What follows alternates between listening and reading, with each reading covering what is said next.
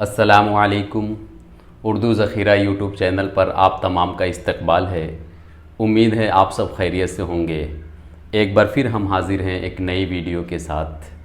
आज की इस वीडियो में हम लोग मरसिया के अज्ज़ाए तरकीबी को देखेंगे, लेकिन उससे पहले ये मालूम होना चाहिए कि इन अज्ज़ाए तरकीबी का तयन मीर ज़मीर ने किया, लेकिन इसकी पूरी तरह से पाबंदी नहीं हो सकी।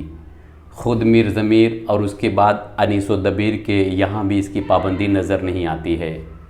जैसा कि आपने मिर्ज़ा दबीर का मरसिया पढ़ा ही होगा कि शेर की आमद है किरण काँप रहा है।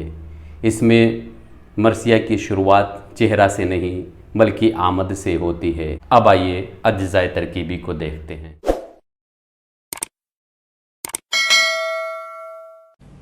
तो मरसिया के कुल अज्ज़ाए तरकीबी 8 हैं, जो कि कुछ इस तरह से हैं: चेहरा, सरापा, रुखसत, आमद, रजज़, जंग, शहादत और बैन।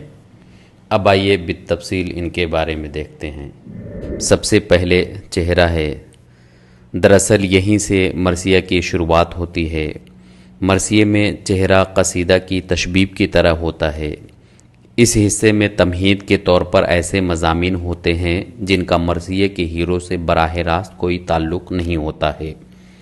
अक्सर मरसियों का आगाज़ हम्द, नात, मनक़बत, मुनाजात वग़ैरह से हुआ है। चेहरा के बाद सरापा है।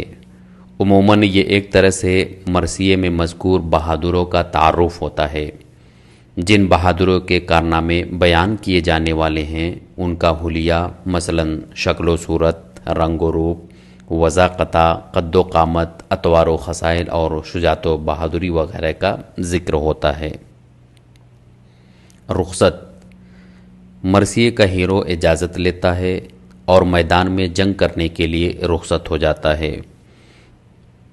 मैदान जंग में जाने के लिए ख़ैमे हुसैन से एक के बाद दिगरे जांबाज बहादुर जब सर पर कफन बांध कर निकलते हैं तो ख़ैमे में मौजूद मुतालिकीन ये जानते हुए भी रुख़सत कर देते हैं कि अब ये ज़िंदा वापस नहीं आएंगे।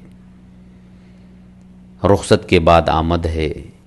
हीरो का मैदान जंग में पहुँचने से मुताल्लिक़ अशार होते हैं।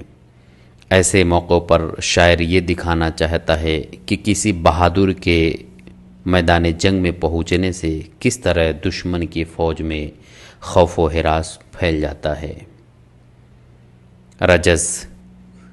इस जुज़ में मरसिए का हीरो अपने दुश्मन और मद्दे मुक़ाबिल फ़ौज से अपने आबा व अजदाद के कारनामे और अपनी शुजाअत व बहादुरी को फ़ख्रिया अंदाज़ में बयान करता है, जिसमें जोश व ग़ज़ब और वलवला होता है। इस हिस्से में तकरीबन तमाम मरसिया निगारों ने फसाहत व बलागत से काम लिया है। रजज़ के बाद जंग यानी रज़्म है। ये मरसिए का नहायत ही अहम हिस्सा होता है, जिसमें शायर मैदान जंग की तैयारी, फ़ौजों के साजो सामान, घोड़ों की तारीफ़, तलवारों की चमक और बेजिगरी से लड़ाई वग़ैरह का बयान इस खूबी से करता है जिससे उसकी बुलंदी ख़याल और क़ुव्वत इज़हार का पता चल सके। शहादत। मरसिए का ये हिस्सा भी बहुत जानदार होता है, क्योंकि इसी बयान पर बैन की शिद्दत का इन्हिसार होता है।